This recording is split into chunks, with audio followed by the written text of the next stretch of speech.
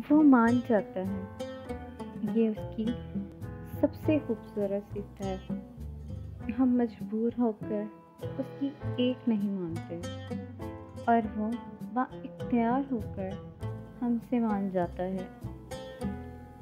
जब हम गुमराहियों और गफलतों के टोकरे उठाकर उसके दर पर जाते हैं, वो धुतकार नहीं देता, फटकार नहीं देता, पिछली तौबा याद नहीं करवाता, गुनाहों का मतजम नहीं बनाता,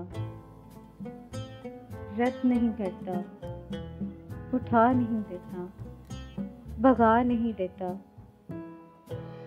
दिल में उतरता है, नीयतों को पढ़ लेता है, नादामत को देख लेता है, बंदगी को भांप लेता है, खुश हो जाता है, एहसान करता है, दिल में सुकून नाजिल फरमाता है और माफ़ कर देता है।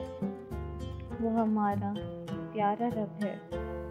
वो हमसे 70 माओं से भी ज़्यादा मोहब्बत करता है।